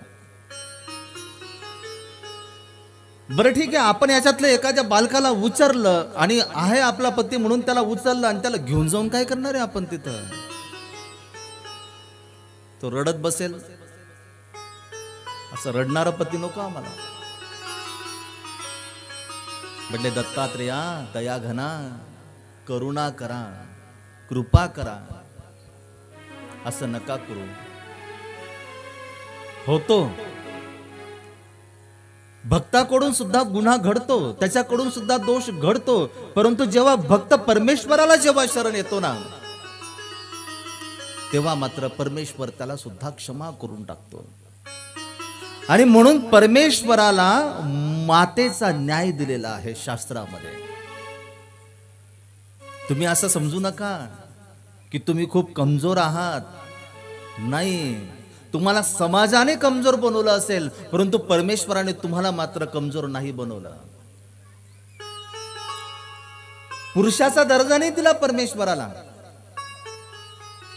जरी समजा वसुदेव सुतम देवम असं जरी म्हटलं जात असलं तरी सुद्धा मातेचा दर्जा परमेश्वर, मातेचा न्याय दिला. या अर्थाने दिला की ज्या पद्धतीने माता आपल्या पुत्राचे सगळे दोष झाकून ठेवते, लपवून ठेवते, प्रकट करत नाही ती कोणापुढे, दुर्लक्ष करते. आपल्या पुत्राने जर समजा एखादी चुकी जर केली, एखादा जर गुन्हा त्याच्याकडनं जर घडला तर काय करते? उपसाण्यामध्ये घालते. शास्त्रीय शब्द असा जरी असला म्हणजे लपवून ठेवते, सोडून देते. आणि म्हणून तो जो परमेश्वर आहे त्या मातेसारखा आहे. त्या परमेश्वराचा भक्त ज्या वेळेला परमेश्वराला जेव्हा तो शरण येतो ना त्यावेळेला परमेश्वर सुद्धा काय करतात की त्याचे घडलेले जेवढेही गुन्हे असतील ते सगळे गुन्हे काय करतात? क्षमाशील करतात. गरज आहे फक्त पापोहम पाप कर्माहम पापात्मा पाप संभव त्राहि मां कृपया देवं शरणागत वत्सलम. हे प्रभू मी कसा आहे? सदा पाप कर्मी मी आहे. माझं उठणं, माझं बसणं, माझं पाहणं, माझं ऐकणं, माझं खाणं, माझं पिणं हे सगळं काय की पापमय आहे माझं. आणि हे भगवंता एकमेव फक्त या जगामध्ये फक्त मला तुझाच आधार आहे. पापोहम पाप कर्माहम. पण बघा आपण रोज श्लोक म्हणतो, परंतु कधी अंतकरणातून ती साध आपण देवाला घालतो का? अंतकरणापासून नाही घालत ना आपण. आपण तर प्रार्थना म्हणतो, आपण तर आरत्या म्हणतो, परंतु आरतीशी कुठे आपण एकरूप असतो? नसतो आपण. आमच्या त्या शास्त्री बाबांनी मला मगाशी सांगितलं गाडीमध्ये, म्हणे एक पुजारी बाबा होते, एका मंदिरामध्ये राहत होते, रोज ते आरती म्हणत होते. कोणती आरती होती माहिती तुम्हाला? आरती प्रभु मेरे तन मन धन की, दीजो प्राप्ति मुझे अपने चरण की, और तेरे से कुछ नहीं मंगना, मैं बंदे का सवाल इतना, गुनाहगार में तेरे चरण का, तेरे बिना मुझे डर नहीं किसी का. कोणाला येते बरं आरती? हात वर करा बरं. वा वा, म्हणजे तुम्ही रोज म्हणता का देवाला? रोज म्हटली पाहिजे ते देवाला. आणि हे म्हणता ना तुम्ही की तेरे बिना मुझे डर नाही किसी का, आवर्जून म्हणता करेन. ते पुजारी बाबा सुद्धा तुमच्यासारखेच होते, रोज म्हणायचे ते, तेरे बिना मुझे डर नहीं किसी का. हार्मोनियम काढायचे जसे या बाबांनी काढली तसे, आणि या बाबांचे जसे बोट फिरतात तसे त्यांचे बोट फिरायचे हार्मोनियम. मस्त म्हणायचे, तेरे बिना मुझे डर नहीं किसी का. मंदिर साधं होतं, ढाब्याचं होतं, स्लॅब वगैरे नव्हता. आणि मग एका दिवशी सायंकाळच्या वेळेला आरती म्हणायला बसले देवाच्या जवळ, आणि त्यांना इतका आवडायची ही आरती, आणि त्यातल्या त्यात त्यांना हे कडवं एवढं त्यांना आवडायचं, आवर्जून म्हणायचे 2-2, 3-3 वेळा, तेरे बिना मुझे डर नहीं किसी का, तेरे बिना मुझे डर नहीं किसी का. हे देवा, मी तुझ्याशिवाय कोणाला घाबरत नाही. काय घाबरत असेल ना, फक्त मी तुला घाबरतो, तुझ्याशिवाय मी नाही घाबरत कोणाला. त्या दिवशी काय झालं काय माहिती, त्या साण्यातून माती थोडीशी गळत होती. पुजारी बाबाच्या लक्षात आलं की साण्यातून माती गळते, आता लवकर मंदिर आपल्याला बांधावं लागेल, नाहीतर ती माती एका दिवशी पडायची अंगावर. आणि मग आरती म्हणायला सुरुवात झाली. फुलवात पेटवली, देवाजवळ बसले, हार्मोनियम काढले, स्वर धरला, बरोबर या कडव्यापर्यंत आले, तेरे बिना मुझे डर नहीं किसी का. डोळे बंद, आणि पुन्हा पुन्हा म्हणतायत की तेरे बिना मुझे डर नहीं किसी का. त्या साण्यामध्ये उंदीर लपलेला होता. आता तो इकडे तिकडे पळत होता, म्हणून ती माती खाली पडत होती. त्या उंदराचा तोल जसा निसटला तसं पुजारी बाबाच्या बोटावर. पुजारी बाबा म्हणतायत की तेरे बिना मुझे डर नहीं किसी का. आणि जसा तो उंदराचा स्पर्श झाला, डोळे उघडून बघितलं, पुजारी बाबा जागचे उठले, पेटी धरली, फेकून दिली आणि मंदिराच्या बाहेर. तेरे बिना मुझे.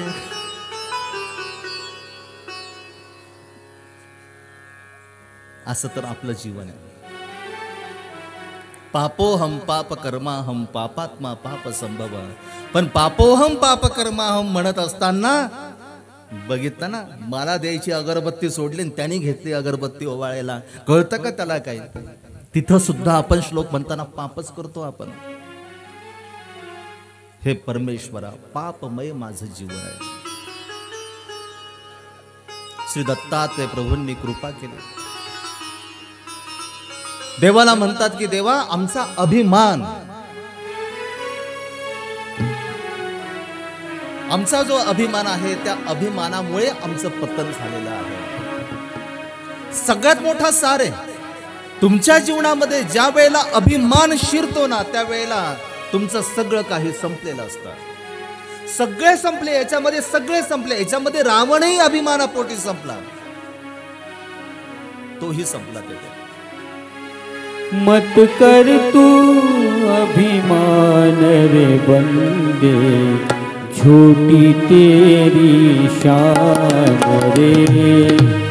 मत कर तू अभिमान, मत कर तू अभिमान रे बंदे, छोटी तेरी शान रे. मत कर तू अभिमान.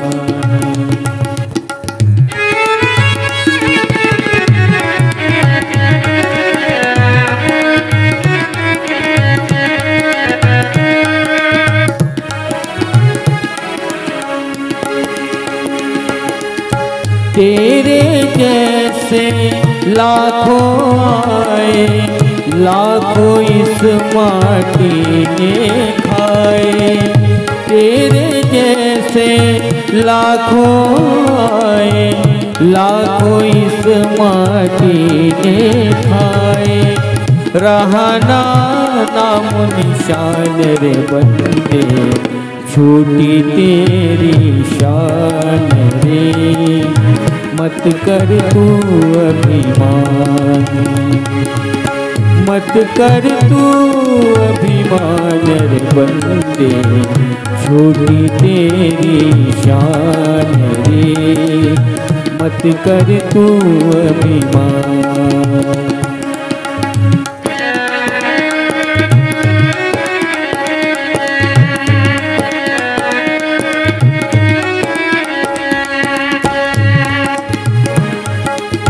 झूठी माया झूठी काया, वो तेरा जो हरि गुण गाया, झूठी माया झूठी छाया, वो तेरा जो हरि गुण गाया, जपले हरि का नाम रे बंदे, झूठी तेरी शान रे, मत कर तू अभिमान रे, मत कर तू अभिमान रे बंदे, छोटी तेरी शान रे, मत कर तू अभिमान रे।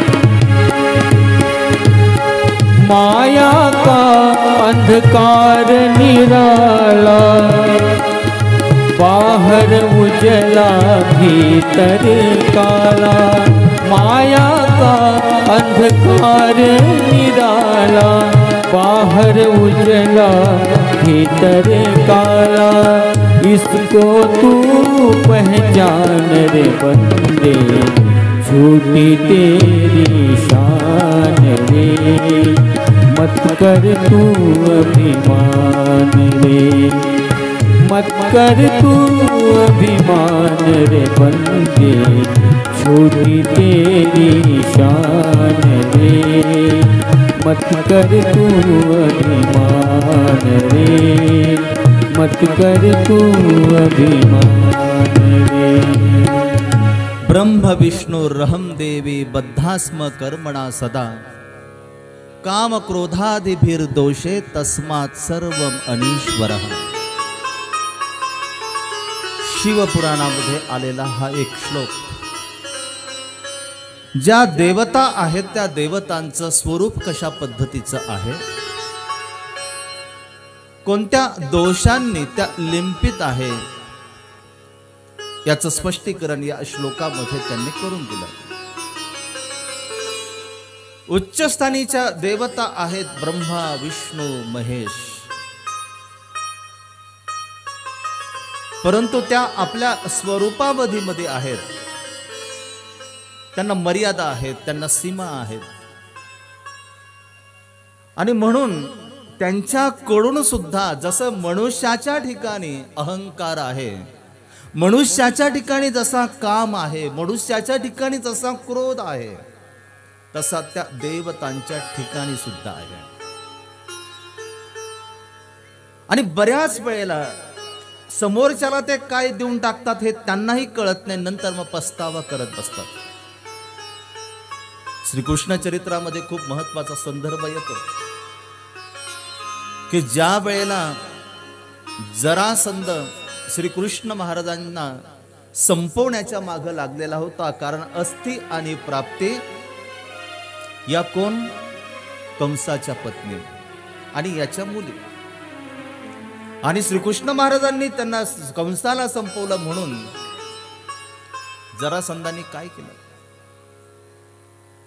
तपश्चर्या केली महादेवाची, घोर अशी तपश्चर्या केली। असं म्हणतात की त्यांनी स्वतःला झाडाला उलट बांधून घेतलं आणि जी धूळ आहे ती धूळ फक्त खाऊन तो तपसाधना करत होता। महादेव प्रसन्न झाले, म्हटले तथास्तु, सांग काय तुला गरजेचं आहे। म्हटले काहीच नाही, मला फक्त कृष्णाला एकदा संपवायचं आहे। अरे म्हटले, तो तर माझा बाप आहे, माझा मालक आहे, माझा परमेश्वर आहे, आणि त्याला कसं संपवायचं? पण मी तुला प्रसन्न झालो म्हटल्यानंतर तुला तर काहीतरी द्यावं लागेल आता. म्हटले थांब जरा थोडा वेळ, मी जरा काहीतरी निर्णय लावून येतो. गेले श्रीकृष्णाकडे. म्हटले श्रीकृष्णा, अनावधानाने माझ्याकडनं त्याला वरदान दिल्या गेलं. आता याच्यातून काय उपाय करायचा, तो उपाय फक्त आता तुम्हीच काढा. तेव्हा ते श्रीकृष्ण महाराज म्हटले की ठीक आहे, तुम्ही आता दिलं, पाहतो आम्ही काहीतरी. आता त्यांना एकच सांगा म्हटले, श्रीकृष्ण महाराजांना तू संपवू शकत नाही. अरे तो तर परमेश्वर अवतार आहे. हा, पण तू त्यांना मात्र, तुला श्रीकृष्ण महाराज पाठ मात्र दाखवतील. आता हे जरा बरंच मोठं आहे. सांगायचं तात्पर्य आपल्याला फक्त एवढंच, उच्चस्थानीच्या देवता आपल्या आपल्या कर्मामध्ये लिंपायमान आहेत, ते बंधनामध्ये आहेत. बंधनातून मुक्त तो म्हणजे फक्त परमेश्वर आहे. आणि म्हणून उच्चस्थानीच्या देवता असून सुद्धा अशी त्यांची फसगत झाली. श्री दत्तात्रय प्रभूंनी त्यांच्याकडे पाहिलं, त्या बालकांकडे, आणि त्यांचं जे खरं जे मूळ जे स्वरूप आहे त्या स्वरूपामध्ये त्या मूर्त्या प्रकट झाल्या. शर्मेने लाजेने खाली माना घातल्या. काय करायला आपण आलो होतो आणि काय झालं आता आपलं? कोण तुरे होता आणि कोण झाला, पशुही लाजला तुझ्या पुढे. आता जर आम्ही जर गेलो आमच्या स्थानी तर पशु सुद्धा आमच्याकडे पाहणार नाही. ते सुद्धा पाहताना त्यांना लाज वाटेल की यांच्याकडे पाहायचं. अरे यांना आम्ही देव मानतो, परंतु हे मात्र एका स्त्रीचं वस्त्रहरण करण्यासाठी निघालेत. श्री दत्तात्रय प्रभूंना हात जोडले, विनंती करतात, हे दयाघना, हे परमेश्वरा, झालेल्या चुकीबद्दल आता आम्हाला क्षमा करा. अनुसया मातेकडे जातात. अनुसया मातेच्या श्रीचरणावर नतमस्तक होतात की हे अनुसया माते, आम्ही तुझं सत्वहरण करण्यासाठी आलो, परंतु आमचीच फजिती झाली, आम्हाला क्षमा कर ना एकदा. अनुसया माते म्हणते, मी कोण करणारी तुम्हाला क्षमा? मी कोण आहे तुम्हाला करणारी क्षमा? माझा तर तो परमेश्वर आहे, आणि त्या परमेश्वराच्या कृपेने हे सगळं झालेलं आहे. जेही माझ्या जीवनामध्ये चांगलं जे घडतं ना, ते परमेश्वराच्या कृपेने ते सगळं घडलेलं आहे.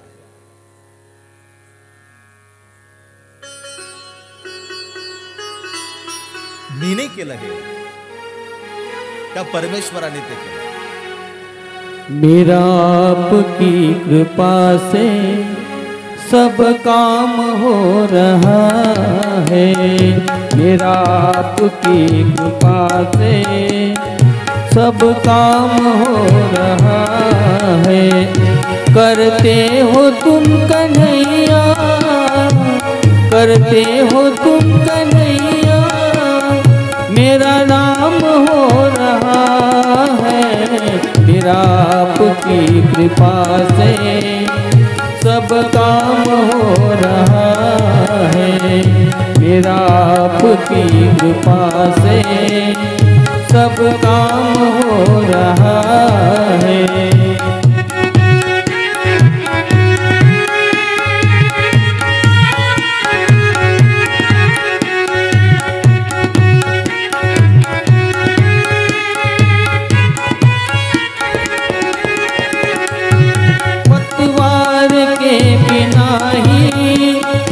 मेरी नाव चल रही है, पतवार के बिना ही मेरी नाव चल रही है. मुझे अब किसी से किसकी जरूरत नहीं है.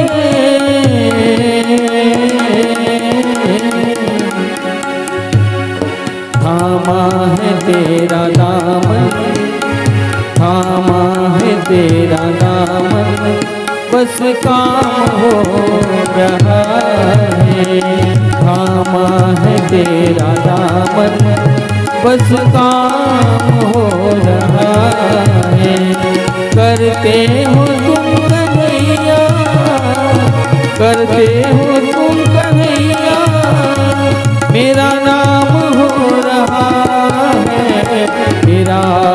की कृपा से सब काम हो रहा है। मेरा आपकी कृपा से सब काम हो रहा है। परमेश्वराचा जो भक्त असतो तो कधीही आपलं स्वतःला श्रेय तो घेत नाही। तो तर म्हणतो करता करविता तो परमेश्वर समर्थ आहे। तिघही देवता आपल्या स्वरूपामध्ये प्रकट झाले। श्री दत्तात्रेय प्रभूंना शरण आले। श्री दत्तात्रेय प्रभूंनी त्यांना हितोपदेश केला। श्री दत्तात्रेय प्रभू म्हटले की ज्या ज्या वेळेला आपल्या मनामध्ये वेगवेगळ्या अवस्था निर्माण होतात, मनामध्ये वेगवेगळे तरंग निर्माण होतात आणि मग त्या वेळेला मनुष्य इतरांची तुलना करण्याचा प्रयत्न करत असतो। खरं तर जीवन जगत असताना कोणाची तुलना आपण करू नये। एरवी आपलं जे जीवन आहे ते सगळं तुलना करण्यातच आपलं जीवन असतं। एक मुलगा त्याचे केस एवढे वाढले पार त्याचा एक डोळा असा झाकून गेला। त्याला विचारलं की का रे बाबा रे, नावी नाही का तुझ्या गावामध्ये? मग म्हणे हाय ना। नाही पण ते केस असे पार एक डोळा झाकून गेला म्हणजे अजय देवगण आहे ना। तुलना करतो आपण पिक्चर मध्ये, टीव्ही मध्ये दिसणारं जसं पात्र असेल ते जसं बोलतं तशा पद्धतीने आपण करण्याचा प्रयत्न करतो। तुलनेच्या मागे जेव्हा आपण जातो तेव्हा आपलं अधपतन होतं। आणि म्हणून श्री दत्तात्रेय प्रभू महाराज या तिन्ही देवतांना आता अशा पद्धतीने निरूपण करतात। स्वस्थे चित्ते बुद्ध्य संभवंती। जीवन जगत असताना स्वस्थ चित्त असणं गरजेचं आहे। आणि स्वस्थ जर चित्त जर असेल तर त्या स्वस्थ चित्तामध्ये चांगले विचार, निर्मळ विचार त्या अंतःकरणात, त्या मनामध्ये जन्माला येतात। जे मन निर्मळ नाही त्या मनात चांगले विचार निर्माण नाही होत। ते म्हटले की हो आमच्याकडनं चुकी झाली, निरोप घेतला, जायला निघाले, आनंदित झाले आता। कारण दत्तात्रेय प्रभूंनी खूप मोठं महत्वाचं तत्वज्ञान त्यांना निरूपण केलेलं होतं। पर्णकुटीच्या बाहेर निघाले, अचानक त्यांना काहीतरी आठवलं, पुन्हा वापस आले। म्हटले की हे दयागणा, आमची एकच विनंती आहे। म्हटले काय विनंती? दयागणा एकच विनंती, ही जी घटना जी घडली ना, ही घटना खूप मोठी घटना आहे आणि याच्यामुळे आम्हाला आमची जागा कळाली। आम्हाला तर फक्त अभिमान होता की आम्ही खूप उच्च स्थानाचे आम्ही आहोत, परंतु नाही, आम्ही उच्च स्थानाचे जरी असलो तरी आमच्या आचारा विचारामध्ये फरक पडता कामा नये। हे दत्तात्रेय प्रभू महाराजा, ही जी अपूर्व अशा प्रकारची लीळा जी घडलेली आहे, ज्या ज्या वेळेला कधी तुझं नाव निघेल त्या त्या वेळेला ही लीळा प्रत्येकाला आठवलं पाहिजे की जेणेकरून आम्ही सुद्धा या तीन देवतांना तेथे आठवल्या जाईल। आणि म्हणून आपण असं पाहतो की श्री दत्तात्रेय प्रभूंना तीन मुखी मानल्या जातं। थोडंसं तुम्हाला मोकळं सांगतो मी, परंतु महानुभाव पंथाचं जे तत्वज्ञान आहे, हे तत्वज्ञान मात्र श्रीकृष्ण महाराज म्हणजे श्री दत्तात्रेय प्रभूंना एकमुखी श्री दत्तात्रेय प्रभूंना मानतात। त्याचं कारण असं, कारण की ही जी लीळा जी घडली ही अवतार घेतल्यानंतर लीळा घडलेली आहे। म्हणजे या लीळेतून जर आपण जर विचार जर केला तर परमेश्वर मात्र श्री दत्तात्रेय प्रभू हे एकटेच आहे आणि त्यांनी जो वर मागितला की ज्या ज्या वेळेला आम्ही तुझं नाव घेऊ त्या त्या वेळेला त्या भक्ताला ही लीळा आठवल्या गेली पाहिजे, यासाठी आठवल्या गेली पाहिजे की जसं आम्ही चुकलो तसा तुझा भक्त चुकू नये. पण आपला भाव असतो आणि आपला भाव एकदा वाढला की मग आपण परमेश्वर तेथे समजू लागतो. मला निंदा कोणाचीच नाही करायची. तुम्ही तुमच्या जागेवर बरोबर आहात, कारण शेवटी श्रद्धेचा भाग आहे, भावनेचा भाग आहे. पण वस्तुस्थिती ही आहे, एवढं फक्त प्रामाणिकपणे सांगणं हे माझं फक्त काम होतं.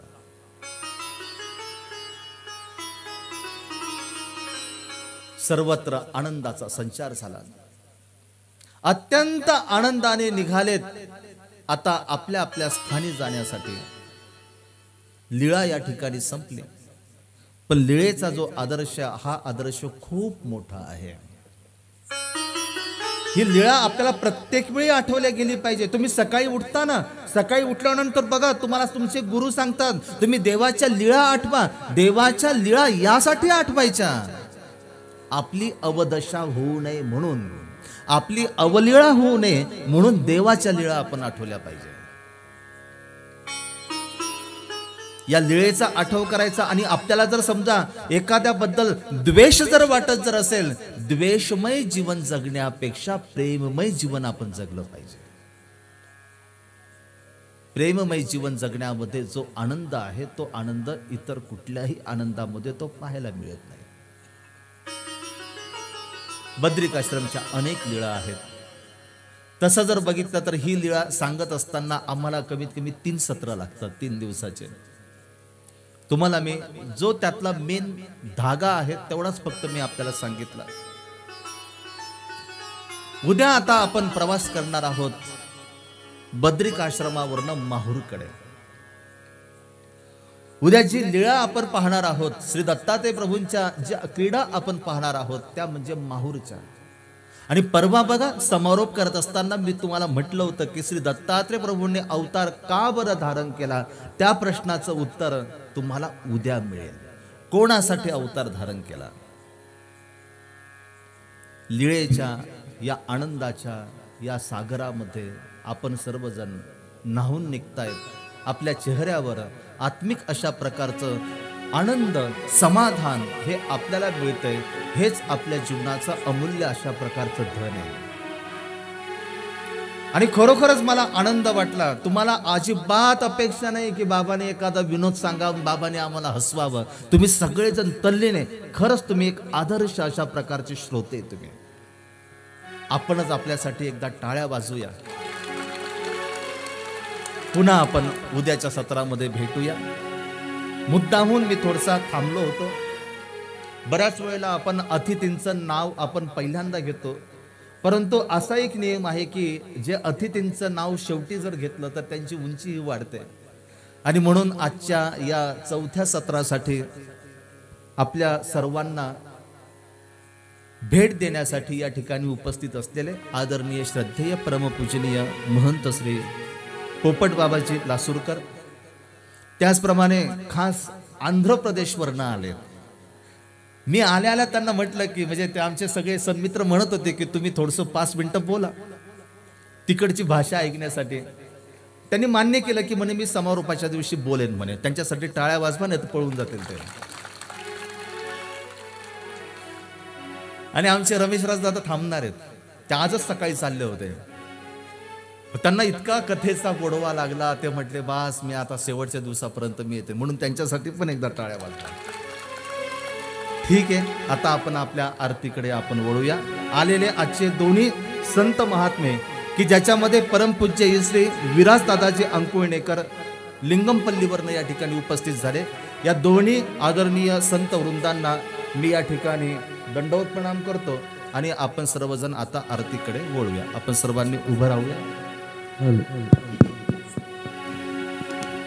जय जय अवधूता प्रभुराया, अवधूत प्रभुराया, ओ जय जय अवधूत प्रभुराया.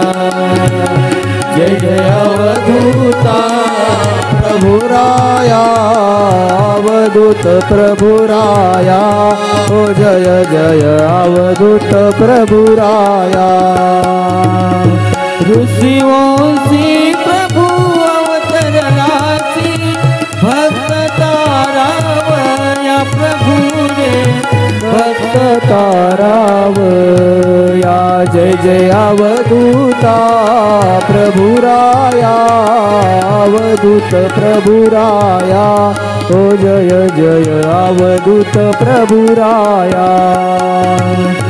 परमात्माची आदि गुरु तू श्री दत्तात्रेय प्रभु रे तू श्री दत्तात्रेया जय जय अवधूता प्रभुराया अवधूत प्रभुराया हो जय जय अवधूत प्रभुराया खांदा कावन पारखिवे कृतापदातील वाया प्रभु रे कृतापदातील वाया जय जय अवधूता प्रभुराया अवधूत प्रभुराया हो जय जय अवधूत प्रभुराया 6018 वर्णित तुझला श्रमली वेद माया प्रभु रे श्रमली वेद माया जय जय अवधूता प्रभुराया अवधूत प्रभुराया हो जय जय अवधूत प्रभुराया कुमरांकित मुनी कृष्ण सुधाकर संतुला के पाया प्रभुच्या